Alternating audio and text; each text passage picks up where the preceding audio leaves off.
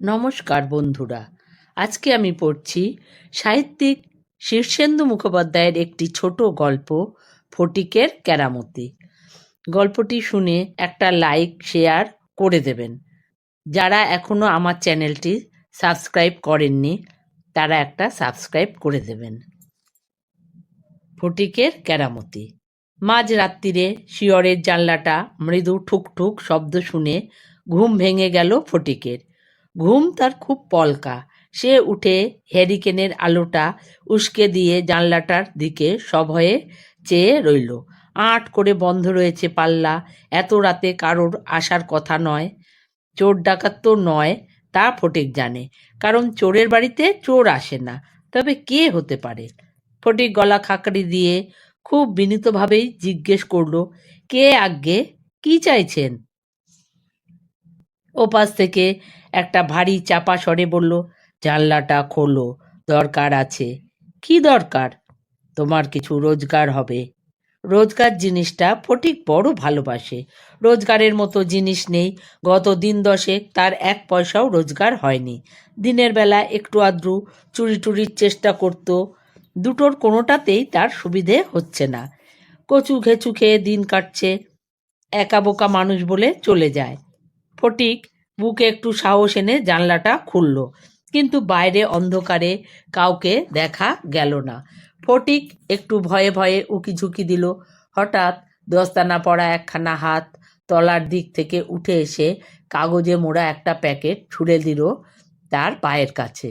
ফটিক চমকে উঠে নিচু হয়ে প্যাকেটটা কুড়িয়ে নিল। বেশ ভারী জিনিস। বাইরে থেকে ভারী গলাটা বলল, ওটা একটা পিস্তল, গুলি ভরা, সঙ্গে 500 টাকা আছে, কাজটা করতে পারলে আরও 500। পিস্তল? ফটিকের হাত পা কাঁপতে লাগলো। বলল, আজ্ঞে, এ যে ভয়ঙ্কর জিনিস। শুনতে ভয়ঙ্কর, ব্যবহার করা খুব সোজা। কাজটা কি বলবেন? বঙ্কুবাবুর মেয়ের বিয়ে পরশুদিন। 1000 লোকের নেমন্তন্ন। 150 বরযাত্রী আসবে। বাজি টাজি ফাটবে। তোমার কাজটা হলো গোলেমালে হরিবোল। ভিড়ের মধ্যে এক ফাঁকে বঙ্কুবাবুর কাছাকাছি চলে যাবে। নলটা পিঠের বাঁ দিকে ঠেকাবে, ঘোড়াটা টেনে দেবে, ব্যাস। ওরে বাবা! ফটিক ঘামতে লাগলো। কোনো ভয় নেই। সন্ধে 7টা থেকে বাজি ফাটবে। শব্দটা কেউই লক্ষ্য করবে না। কাজ সেরে পিস্তলটা কোমরে গুজে ফেলবে। তাড়াহুড়ো না করে ভিড়ে মিশে দাঁড়িয়ে থাকবে, আহা উহু করবে। থানা থেকে পুলিশ আসতে অনেক দেরি হবে। ততক্ষণে বেরিয়ে নদীর ধারে বটতলার বাঁধানো চাতালের কাছে গিয়ে দেখবে ইট চাপা দেওয়া আরও 500 টাকা আছে। টাকাটা নিয়ে পিস্তলটা ওখানেই রেখে চলে আসবে। তোমার কিছু হবে না, কোনো ভয় নেই। কিন্তু আমাদের প্রস্তাবে রাজি না হলে 3 দিনের মধ্যে তোমাকে খুন করা হবে। ফটিক আঁতকে উঠে বলল, তা বঙ্কুবাবুকে কেন আপনারাই সাবাড় করছেন না? আমি যে জীবনে খুন খারাপি করিনি। আমাদের অসুবিধে আছে, কাজটা তোমাকেই করতে হবে। আমি কি পারবো আজ্ঞে? কেউ কোনো জবাব দিল না। একটা পায়ের শব্দ দূরে চলে গেল। ফটিক ধপ করে মেঝেতে বসে পড়ল। তার মাথা ঘুরছে, গলা শুকিয়ে কাঠ, বুক এমন ধড়ফড় করছে যেন তবলার লহরা। খানিকক্ষণ বসে থেকে নিজেকে একটু সামলে নিয়ে সে ঢকঢক করে অনেকটা জল খেলো। তারপর মোড়কটা খুলে পিস্তলটা দেখল। এসব জিনিস সে চোখেও দেখেনি আগে। বিদঘুটে চেহারা, তাকালেই ভয় হয়। রাতে আর ফটিকের ঘুম হলো না। সারা রাত আকাশ পাতাল ভেবে মাথাটাই গরম হয়ে গেল। খুন খারাপি তার লাইন নয়। রক্ত দেখলে সে এখনো ভিড়মি খায়। সে সামান্য চুরি টুরির চেষ্টা করে বটে, কিন্তু তাতেও তার হাত যশ নেই। নিতান্ত অভাবে পড়েই চেষ্টা করতে হয়, নইলে চুরিও তার লাইন নয়। দুটো পেটের ভাতের জোগাড় হলে সে কোশমিনকালেও চুরি করতো না। কিন্তু এরা যে তাকে খুনোখুনিতে কেন নামাতে চাইছে তা সে বুঝতে পারছে না। খুন না করতে পারলে খুন হতে হবে, কি সর্বনেশে কথা! ঘন ঘন জল খেতে খেতে তার পেট জয় ঢাক হয়ে গেল, তবু বারবার গলা শুকিয়ে যাচ্ছে। সকালবেলা মাথায় হাত দিয়ে অনেকক্ষণ দাওয়ায় বসে রইল ফটিক। তার বাটি ভর্তি পান্তা পড়ে রইল। খিদেটা চাগার দিচ্ছে না। কাল বঙ্কুবাবুর মেয়ের বিয়ে, আর কালকেই তাকে খুন করতে হবে। মেয়ের বিয়ে বেশ জাঁকিয়েই দিচ্ছেন বঙ্কুবাবু। তার মেলা পয়সা, 4-5 রকমের ব্যবসা আছে। বঙ্কুবাবুর বাড়ি ফটিকের একদম গা ঘেঁষেই। রোজ দুবেলা যাতায়াতের পথে সে দেখেছে। বিয়ের মস্ত আয়োজন হচ্ছে, বিশাল শামিয়ানা, দেবদারু দিয়ে তোরণ হচ্ছে, নহবত বসেছে, মেলা লোক খাটছে দিনরাত। দুঃখের বিষয়, এ বিয়েতে ফটিকের নেমন্তন্ন নেই, হওয়ারও কথা নয়। তার মতো লোককে পৌঁছে কে? ভয়ে ফটিকের কেমন যেন হাঁফ ধরে যাচ্ছে, হাত পা ঠান্ডা হয়ে আসছে, কিন্তু কি করবে তা বুঝতে পারছে না। বঙ্কুবাবুর মতো পাজি লোক মারা গেলে তার কিচ্ছু আসে যায় না, কিন্তু খুন করাটা তার ঘোর আপত্তি। ফটিকের মাথায় নানা ফিকির খেলছে, কিন্তু কোনোটাই মনমতো নয়। একবার মনে হলো পালিয়ে যাবে, কিন্তু পালানোটা খুব বুদ্ধিমানের কাজ হবে না। যারা তার পেছনে লেগেছে তারা হয়তো নজর রাখছে, পুলিশের কাছে যাবে, গিয়ে লাভ নেই, পুলিশ তার কথা বিশ্বাস করবে না, উল্টে পিস্তল রাখার দায়ে হাজতে পড়বে। বঙ্কুবাবুকে সব ভেঙে বলবে, লাভ কি? তিনি খুন না হলে যে নিজেই খুন হবে সে। দুপুর অবধি মাথাটা পাগল পাগল লাগলো। তারপর নুন লঙ্কা তেঁতুল দিয়ে পান্তাটা খেয়ে নিল সে। পেট ঠান্ডা হলো, মাথাটাও যেন একটু শীতল লাগলো। দাওয়ায় মাদুর পেতে শুয়ে সে ভাবতে লাগলো, কে হতে পারে লোকটা? খুন করাতে চায় কেন? তাকে দিয়েই খুন করাতে চায় কেন? বঙ্কুবাবুকে মেরে কার কি লাভ? হঠাৎ তড়াক করে লাফিয়ে উঠল ফটিক। একখানা কথা মনে পড়ে গেল তার। মাস 3 আগে বঙ্কুবাবুর বাগানের আগাছা পরিষ্কার করতে মুনিশ খাটানো হয়েছিল। সেই দলে ফটিকও ছিল। সারাদিন খাটিয়ে মাত্র 5টি টাকা মজুরি দিয়েছিলেন বঙ্কুবাবু। খাবার জুটেছিল চিড়ে আর গুড়। তবে বড় ঘরের জানলার নিচে আগাছা কাটার সময় ফটিকের কানে একটা কথা এসেছিল। ফটিকবাবু যেন কাকে বলছেন, ওই গ্যাঁড়াই আমাকে মারবে একদিন, তারপর সব গাপ করবে।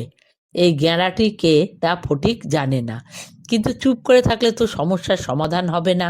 সে পিস্তলটা বিছানার তোশকের তলায় লুকিয়ে রাখলো, 500 টাকা ট্যাঁকে গুজলো, গায়ে জামা দিয়ে বেরিয়ে পড়ল। বঙ্কুবাবুদের বাড়িতে সানাই বাজছে, মেলা লোক লস্কর খাটছে। তোরণের ফুলের তৈরি প্রজাপতি বসানো হয়েছে, লুচি ভাজার গন্ধে বাতাস ভুর ভুর করছে। ফটিক বাড়িতে ঢুকে চারদিক দেখতে লাগলো। তার মতো আরও অনেকেই দেখতে এসেছে। ফটকে দারোয়ানদের তেমন কড়াকড়ি নেই। শামিয়ানার উপরে বড় বড় ঝাড় লণ্ঠন লাগানো হচ্ছে। ঘাড় উঁচু করে দেখছিল ফটিক। হঠাৎ কে যেন বজ্র মুষ্টিতে তার ডান হাতের কনুই চেপে ধরে বলে উঠল, এই যে! ফটিক এমন আঁতকে উঠল যে মূর্ছা যাওয়ার জোগাড়। তোতলাতে তোতলাতে বলল, আজ্ঞে আমি না, আমি কিছু করিনি। বঙ্কুবাবু মোটেই বিচলিত হলেন না, হাসি হাসি মুখ করে বললেন, তুই ফটিক না? যে আজ্ঞে। বঙ্কুবাবু হাসি হাসি মুখ করেই বলেন, একটু উপকার করতো বাবা, কুমুদের দোকানে 5 সুপুরি রাখা আছে, আনার লোক নেই, এক ছুটি গিয়ে নিয়ে আয় তো। ফটিক ধাতস্থ হলো। আঁতকে ওঠার ভাবটা চট করে কেটে গেল তার। কাল তো এই লোকটাকেই খুন করার কথা, ঘাবড়ালে চলবে কেন? সে হঠাৎ বলে বসলো, লোক নেই কেন বঙ্কুবাবু? গ্যাঁড়াকেই তো পাঠাতে পারেন। বঙ্কুবাবু সামান্য ঘাবড়ে গিয়ে বললেন, গ্যাঁড়া? গ্যাঁড়াটা আবার কে? ফটিক সামান্য ঘাবড়ে গিয়ে বলে, ওই যে আপনার কি যেন হয়। আন্দাজে ঢিল মেরেছিল, বোধহয় লাগলো না। বঙ্কুবাবু অবাক হয়েছিলেন, কিন্তু হঠাৎ ভ্রুজোড়া কুঁচকে তার দিকে চেয়ে বললেন, তোর তো সাহস কম নয়, জামাইকে দিয়ে সুপুরি আনাতে বলছিস, আর আমার বড় জামাই কি তোর ইয়ার যে গ্যাঁড়া গ্যাঁড়া করছিস? ফটিক হাত জোর করে বলল, আজ্ঞে আমরা মুখ্য সূক্ষ্ম মানুষ, কত ভুলভাল বলে ফেলি, যা সমুখ থেকে সুপুরিটা নিয়ে আয়। পথে হাঁটতে হাঁটতে দুয়ে দুয়ে 4 করলো ফটিক। বঙ্কুবাবু 2টি মেয়ে, ছেলে টেলে নেই। বঙ্কুবাবু মারা গেলে মেয়েরা ওয়ারিশান, বড় জামাই গ্যাঁড়া, তাকে চেনে না ফটিক, তবে একটা গন্ধ পাচ্ছে। সুপুরি পৌঁছে দেওয়ার পর বঙ্কুবাবু একটা সিকি বকশিস দিলেন। তারপর হাসি মুখ করেই বললেন, হঠাৎ গ্যাঁড়ার কথা বললি কেন বল দেখি? আজ্ঞে বুঝতে পারিনি। বঙ্কুবাবু একটা দীর্ঘশ্বাস ছেড়ে আপন মনেই বললেন, অকাল কুষ্মাণ্ড ছিবড়ে করে দিচ্ছে আমাকে। আজ এটা দাও, কাল সেটা দাও। ফটিক বংশবৎ দাঁড়িয়ে থেকে শুনে নিচ্ছিল। কি শুনছিস দাঁড়িয়ে? আজ্ঞে গালাগাল দিচ্ছেন তো, চলে গেলে বেয়াদপি হবে যে। গালাগাল তোকে দিইনি। তবে কাকে? নিজের কপালকে। ওই যে দেখছিস না, চেহারা বাগিয়ে ঘুরে বেড়াচ্ছে, ওই আমার কপাল। যাকে দেখিয়ে দিলেন বঙ্কুবাবু, তার বেশ লম্বা চওড়া চেহারা, রং ফর্সা, কোচানো ধুতি আর মুগার পাঞ্জাবি পরে ঘুরে ঘুরে ব্যবস্থা দেখছে। বেশ জামাইটি আপনার বঙ্কুবাবু। হ্যাঁ, একেবারে মনের মতো। এখন যা তো, জ্বলছি নিজের জ্বালায়। ফটিক লোকটিকে ভালো করে দেখে নিল, যাতে ভুল না হয়। তারপর ধীরে সুস্থে ফিরে এলো। মনটা একটু হালকা লাগছে। মাঝরাতে আবার জানলায় ঠক ঠক। ফটিক জানলা খুলে খুব অমায়িক গলায় বললে, যে আজ্ঞে। ভারী গলা বলল, মনে আছে তো? খুব মনে আছে। বাকি টাকাটা দেবেন নাকি? কাল পাবে জায়গা মতো। কাজে যদি গন্ডগোল হয় তো মরবে। আর বলতে হবে না। পরদিন ফটিক দোকানে গিয়ে ভালো করে সাঁটিয়ে খেলো। দুপুরে ঘুমোলো। বিকেলে একটু পরিষ্কার পরিচ্ছন্ন হয়ে গিয়ে হাজির হলো বঙ্কুবাবুর বাড়িতে। সারা বাড়ি আজ যেন রাজবাড়ির মতো দেখাচ্ছে। আলোয় আলোয় স্বপ্নপুরী, ভিড়ে ভিড়াক্কার। বরসহ বরযাত্রীরা সব এসে গেল সন্ধ্যার মুখেই। গোলাপ জল ছিটানো হচ্ছে চারিদিকে। বঙ্কুবাবু সবাইকে আসুন বসুন করছেন। পাশে গেঁড়া, সেও খুব সেজেছে। বাজি পোড়ানো শুরু হলো। বাজির শব্দে চারিদিক একেবারে গম গম করতে লাগলো। হঠাৎ ফটিক লক্ষ্য করলো, গেঁড়া এত ভিড়ের মধ্যেও আর চোখে তাকে নজরে রাখছে। ফটিক মনে মনে হাসলো। গেঁড়া এক মুহূর্তের জন্য বঙ্কুবাবুর কাছ থেকে নড়ছে না। লোকজন যখন শামিয়ানার বাইরে এসে ভিড় করে ঊর্ধ্বমুখ হয়ে আকাশে আতশবাজি দেখছে, ঠিক সেই সময়ে ফটিক এগিয়ে গিয়ে গেঁড়ার পেছনে দাঁড়ালো। নলটা তার পিঠে ঠেকে বলল, ইষ্টনাম স্মরণ করুন বঙ্কুবাবু। গেঁড়া হঠাৎ আঁতকে উঠে বলল, আমি বঙ্কুবাবু নাকি? আহাম্মক কোথাকার। ওই তো বঙ্কুবাবু। ফটিক মাথা চুলকে বলল, ইস, বড্ড ভুল হয়ে যাচ্ছিল তো। গেঁড়া দাঁতে দাঁত চেপে বলল, গাধা কোথাকার। যাও যাও, কাজ সারো, আর সময় নেই। ফটিক এক গাল হাসলো বটে, তার টাকাটা জায়গা মতো আছে তো? গেঁড়া মুখ ফিরিয়ে নিয়ে বলল, আছে। ঠিক তো। গেঁড়া ঘুরে তার গালে একখানা চড় কষিয়ে দিয়ে বলল, বেয়াদব কোথাকার। ব্যাপার দেখে বঙ্কুবাবু এগিয়ে এলেন। এ কি, কি হয়েছে? ফটিক গালে হাত বোলাতে বোলাতে বলল, হয়নি, তবে হবে। কি হবে ফটিক? ফটিক গেঁড়ার দিকে চেয়ে বলল, বলবো বাবু। গেঁড়ার মুখটা হঠাৎ ছাইবর্ণ হয়ে গেল। আচমকা সে ভিড় ঠেলে অন্ধের মতো ছুটতে লাগলো। তাকে আর দেখা গেল না। বঙ্কুবাবু চালাক লোক, ফটিকের হাত ধরে ভিড় থেকে সরিয়ে নিয়ে গেলেন চট করে। ফটিক, ব্যাপারখানা কি? ফটিক লজ্জায় অধবদন হয়ে সবই বলল, খুব অপরাধী মুখ করে। কিন্তু বঙ্কুবাবুর মুখখানা চকচক করতে লাগলো। একটু খুশির গলাতেই বললেন, বেটা অনেক দিন ধরেই নানা মতলব বাড়ছিল, তুই বেজায় ভয় পাইয়ে দিয়েছিস।